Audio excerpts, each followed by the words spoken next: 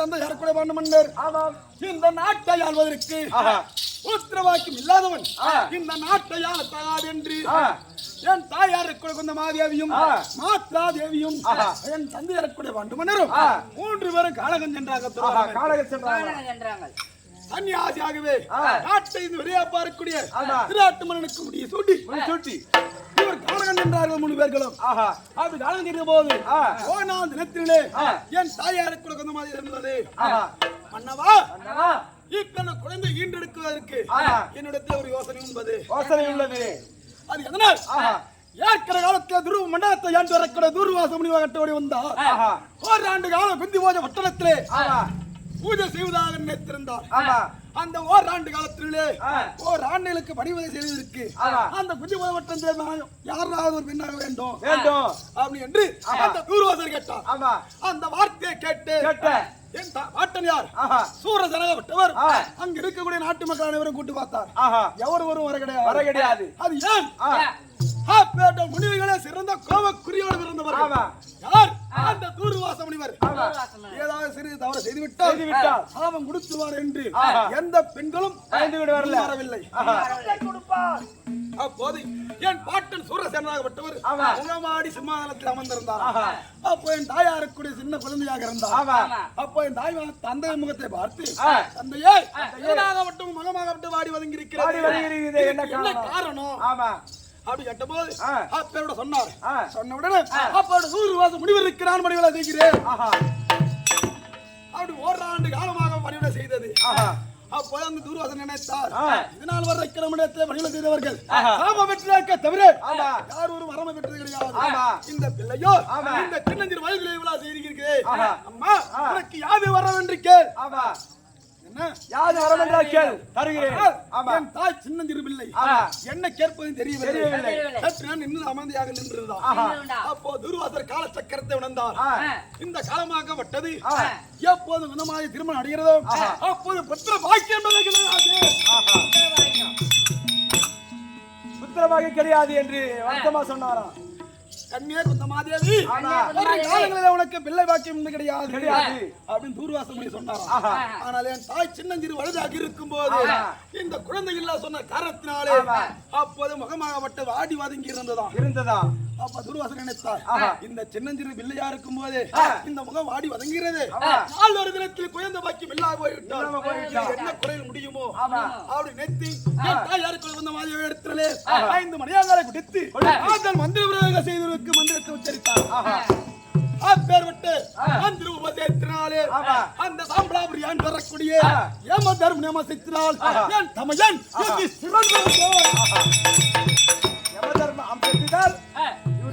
தமையன் இரண்டாவதாகவே அந்த வாயுதான் முசத்திலே இந்த மதத்தை அமைச்சத்தினால் இந்த மதகரை படைத்த பீமச்சேனன் இருந்தார். அப்பேரும் 3ஆம் மந்திரங்களிலே தேவலாலத்தை ஆண்டு வரக்கூடிய தேவேந்திர வம்சத்தினாலே தமையன் விஜயன் பிறந்தார். இந்த நகலதால் யாருக்கு பிறந்தார்? நீ குந்தமாதேவி 3 குழந்தை ஈண்டு விட்டு, ஆனால் என் தாய் சிற்றனேருக்கூடிய மாத்ராதேவி அப்போது முகம் ஆடிக்கொண்டிருந்தார். என் தந்தை பாண்டு உரைத்தார், உனக்கோ 3 பிள்ளை பிறந்து விட்டது, இந்த ஒரு மணியாங்காலை குந்தமா மாற்றாதேவி எடுத்த கொடு சொன்ன உடனே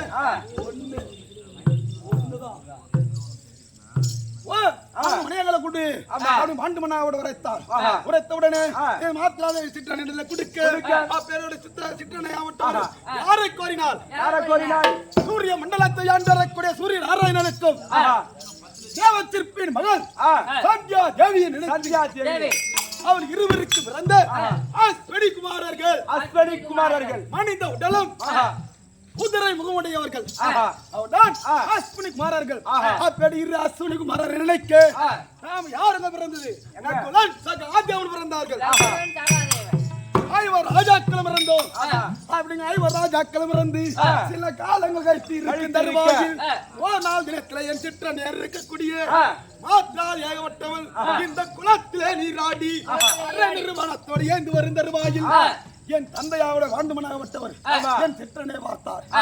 ஆனால் அப்போது அற நிறுவனம் வந்த என் சிற்றனை பார்த்ததும் வைத்து இந்த அமிர்ந்த குடித்த சாபத்தை மறந்து இருவரும் முயற்சி செய்ய என் தந்தையோட சிறந்தாகப்பட்டது.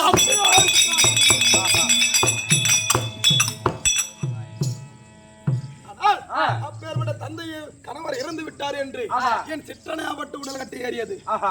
உடல் கட்டி ஏறி உடனே அப்போது எரிந்து கொண்டிருந்த சிற்றன்னை அவர் அண்டமாகப்பட்டு வெடித்து இந்த பாண்டுமான விண்டாகப்பட்டது. ஆகியாக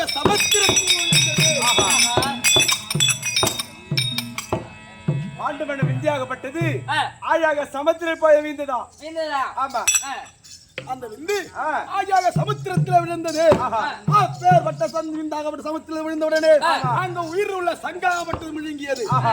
அப்படி முழுங்கிய உடனே அப்போது ஒரு பெண் குழந்தை ஆண்டு மன்னக்கு மாத்திரா தேவிக்கும் ஐயோ ராஜாக்கள் மக்கள் ஒரே ஒரு பெண் அந்த சங்கின் வேட்டில் வந்தபடினா அதற்கு சங்கவதி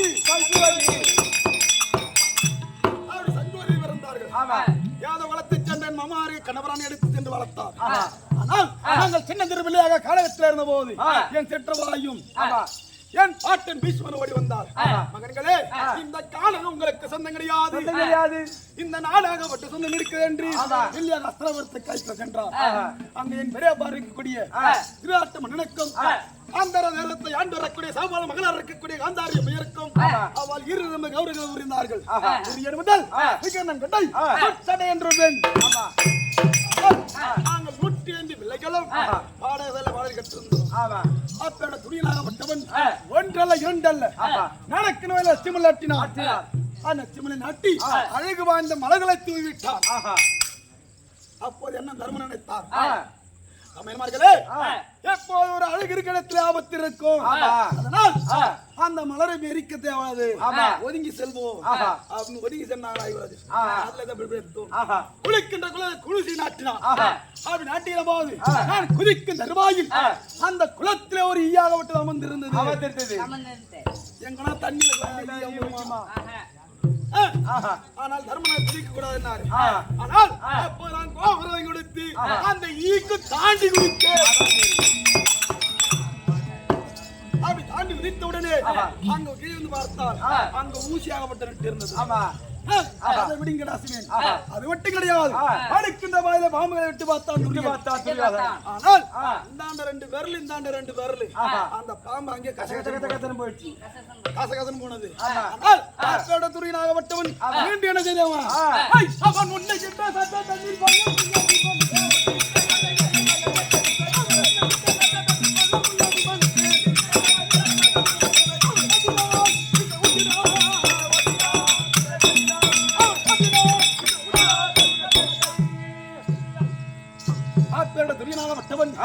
உன்னுங்கிற சாத்திலே சேர்த்து வைத்தான் எனக்கு.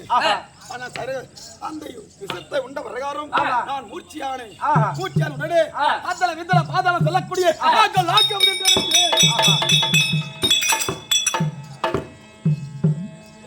அதல விதல பாதாள நாகலோகம். நாகலோகம் என்று நாகலோகத்தில் இருக்கிற சர்ப்பங்களை திண்டியது. இந்த சர்ப்பமாகப்பட்டு திண்ட இந்த விஷமாகப்பட்டு முறிந்தது. கண்பிடித்து வார்த்து அங்க நாகராஜனிடத்திலே இருந்து நாகராஜன் கேட்டார், நீ யார் என்று கேட்டார். பாண்டு மன்னனுக்கும் இந்த தேவிக்கு பிறந்து தருமருக்கு நேரிலையோர் பீமஜன் உரைத்த உடனே எனக்கு பேரன் முறையாக வேண்டும் என்று கட்டி அணைத்து மடியிலே தூக்கி வைத்தார்.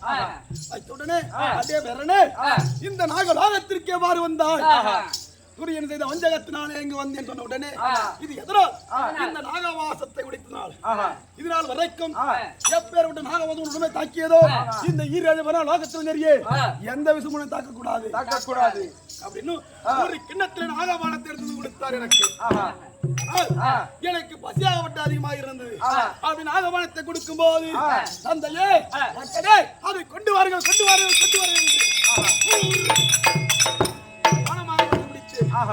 அந்த நாகவானத்தை குடித்த உடனே அந்த நாகவானத்தின் வீரியமாகப்பட்டது. கருத்த தேகம்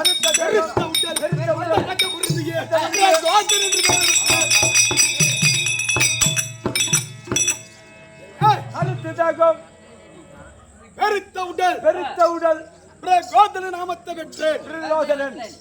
ஆடி விட்டு நான் வருகிற போது நீ யாராரு கருமகாரி சொத்து நீ சாப்பிட்டுருப்ப? ஓ யாரப்பா?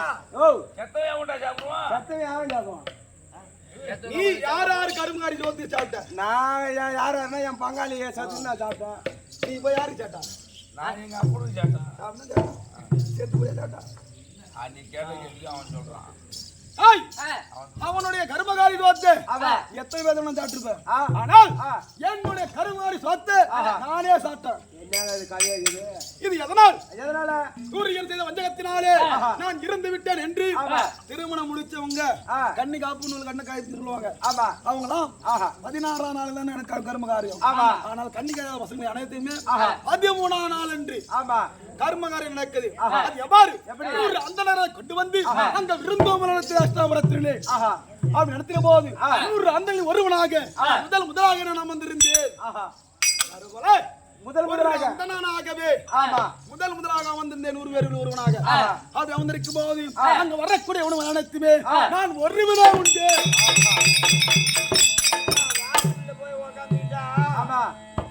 வசமா சாப்பிடுறோம். ஒருத்தர் பூரா பேர் இது போல ஜாலியா உக்காந்துக்கிறாங்க. மூஞ்சி தெரியாத போட்டுக்கிட்டு நீ உக்காந்துக்கிட்டு வர வர இங்க கொண்டாங்க நீயே உட்காந்துக்கிட்டு முதல்ல பூரா பேருக்கு நான் பாக்குறான். அது போல சின்ன வாக்கால போயிடாம அங்க இருக்க தாதி மரானவர் ஓடி வந்து குந்தமா தேவடத்திலே இருக்கக்கூடிய எனக்கு 14 மக்கள் செய்கிற போது இந்த 100 பிராமணர்களே 99 பிராமணர் உட்கார்ந்திருக்காங்க. இந்த ஒரு பிராமணன் மட்டும் அனைத்து உணவுகளும் உண்டு விட்டார்கள் என்பதே கிடையாது. தான் தாயோட குந்தமா தேவடத்திலே என் தாய் வடி வந்தால் ஒரு பிடி காசாலத்தை எடுத்தால் எனக்கு ஊட்டி உடனே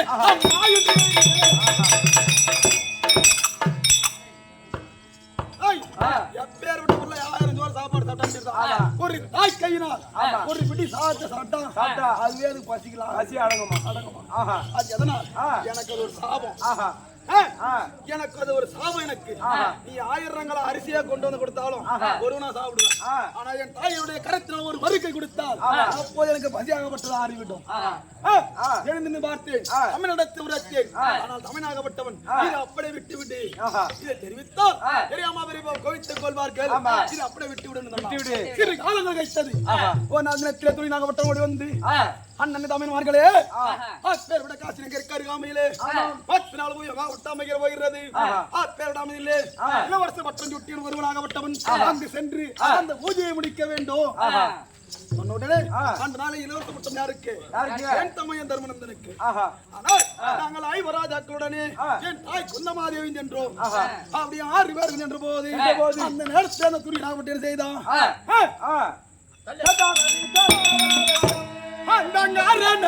ரதிபர் மெச்சே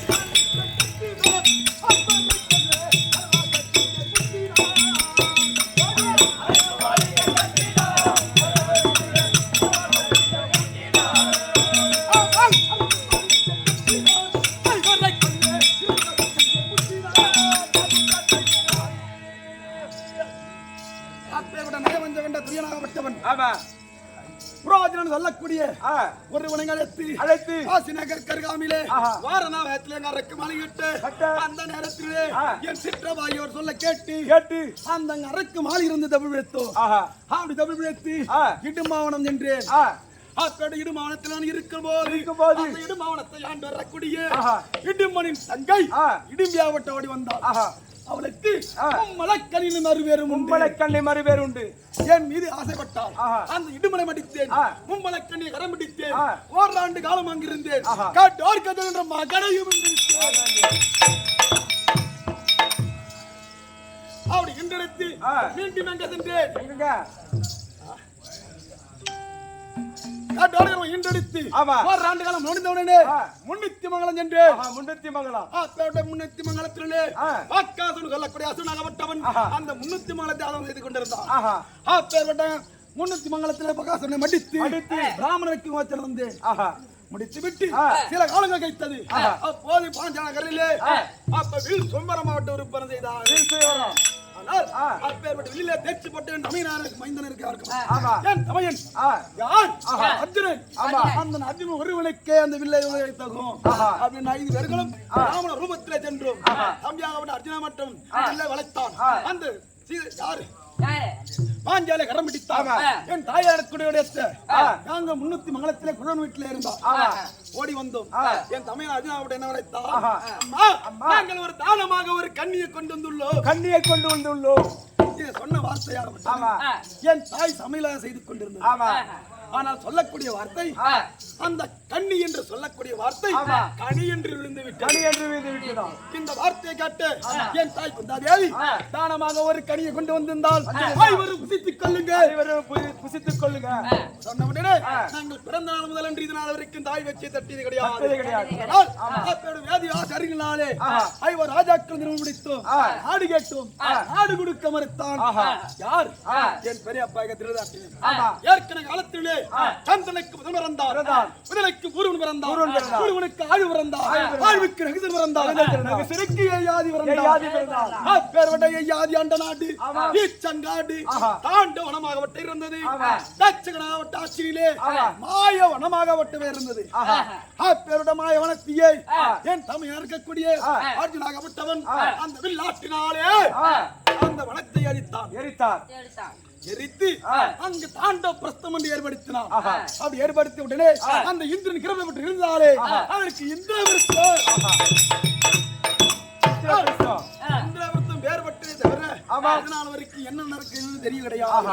இன்று நாள் தமிழாகப்பட்ட தர்மன் அழைத்திருக்கிறார். தம்பி வந்திருக்கணும் தர்மன் என்று சொல்லிட்டு வா.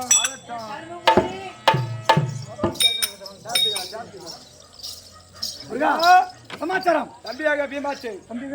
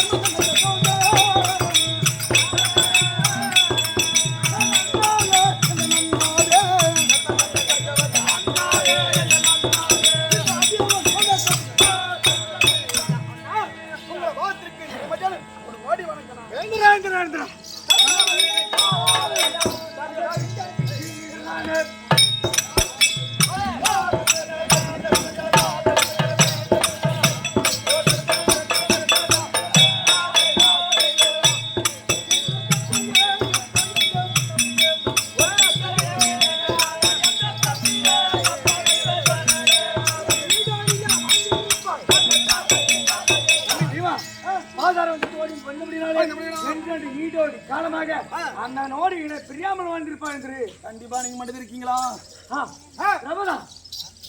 ஏன் தம்பி கணவன் வந்துக்கிறோம் சீக்கிரம் பாத்துக்கலாம்.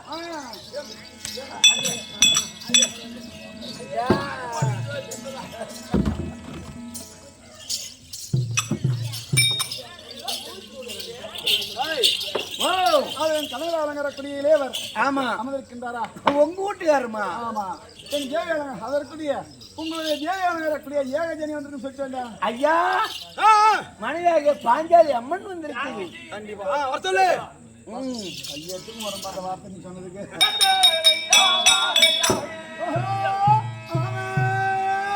அண்ணே திரௌபதா வணக்கங்க. நீங்கள் அதிகமாக மடக்க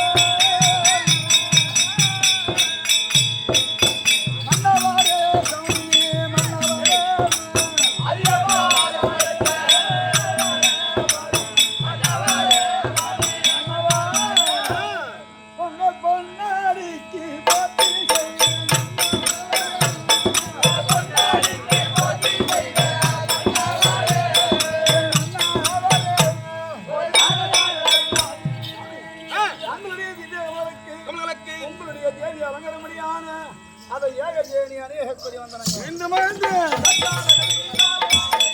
அந்த துரு பதங்க தம்பி வந்து விட்டோம்.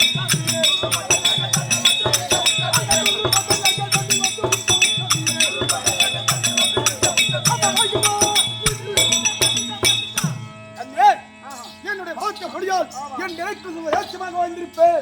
அப்படியே சுத்தங்க அண்ணா தம்பி பீமா ஐயோ தம்பி தக்காரமத்தால்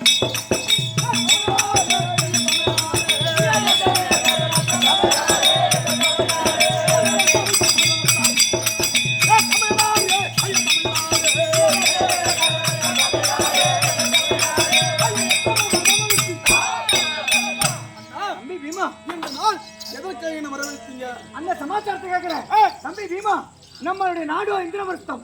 கண்டிப்பாக அந்த நாடோ பேரும் பெற்றிருக்கிறது. அந்த நாட்டுக்கு 56 தேசம் சென்று கப்பப்படை கட்டுகிறாரா இல்லையா அதை தெரிந்து வர வேண்டும். அதுக்கு தகுந்தாலும் நீதான் இந்த இந்திரவர்த்தத்தை தவிர மீது நாடுகள் சென்று கப்ப பணத்தை கேட்க வேண்டும். இது எதனால் யார் இருக்கக்கூடிய பந்தமாதியாகப்பட்டது தில்யாக அஸ்திராவரற்றை இருக்கும் போது நம்ம தூதவர்களை விட்டு அனுப்பும் போது தாய் இங்கு வர வேண்டும் நினைத்தோம். ஆமா தாயாகப்பட்டவள் வரவில்லை. அங்கு தேசாதி கண்ணனத்திலே ஒரு செயலை விடுத்து அனுப்பினார்.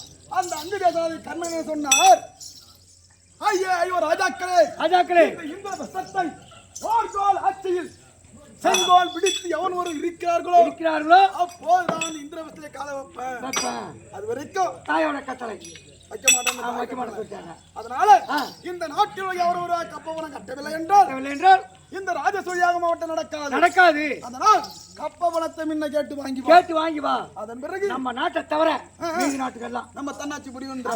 அதனால ஒரு சங்கதி என்ன 4 திசையிலே தென் திசைக்கு மட்டும் செல்லக்கூடாது. 3 காரணம் அண்ணன் சொன்னா திருப்பி கேள்வி கேட்க கூடாது. ஏன் போய் சொன்னா ஒரு காரணம் இருக்கும். திருப்பி கேள்வி கேட்கலாமா? அண்ணனை கேட்கலாம் திருப்பி. கண்டிப்பா கேட்க கூடாது. ஒரு காரணம் இருக்கும். கண்டிப்பா ஏதோ சொல்லி இருக்கிறார். அந்த மனசுல வச்சுக்க. 3 திசைக்கு பேச்சல கேட்போம்.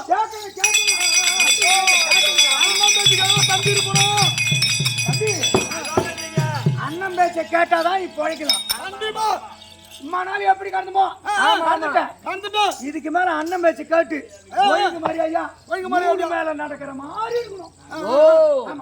அது மாதிரி அண்ணன் பேச்சு கேட்டாலும் மிளகா தூளுக்கு வேலை இல்லை.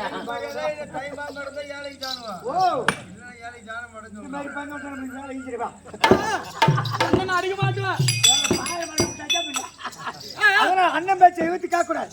அண்ணன் சொல்றானோ ஒரு காரணம் இருக்கும். கண்டிப்பாக அதனால 3 திசைக்கு மட்டும் செல்ல வேண்டும். அந்த தென் திசைக்கு நீ செல்ல வேண்டாம். செல்லக்கூடாது. என்னுடைய கட்டளை. போயிட்டு வரியா? கண்டிப்பா போயிட்டு வரணும்.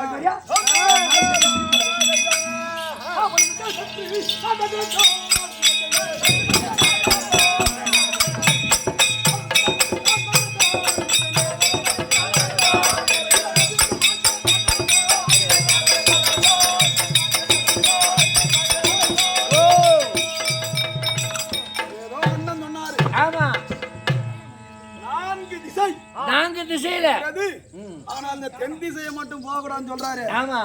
அவர் சொன்ன போது நம்ம அவர் மனசு கோணம் இருக்கிறதுக்காக சொன்னோம். ஆமா கேட்கக்கூடாது. ஆனா அவர் சொல்றது நம்ம கேட்கறதா நம்ம என்ன அந்த தென் திசையில என்ன இருக்குன்னா பார்க்காத என்ன சொல்லு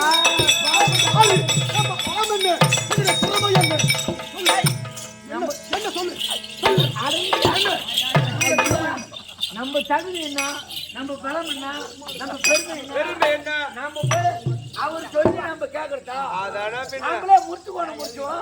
வயசுக்கார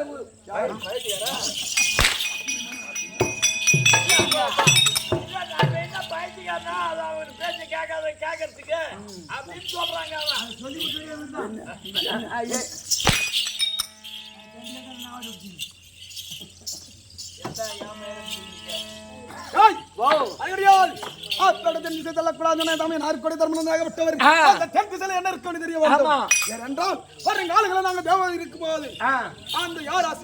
நடத்தினால் கண்டிப்பாக ஆபத்து நடக்கும். ஆனால் முன்னோடியாக செல்ல வேண்டும். இப்ப எங்க போறேன்?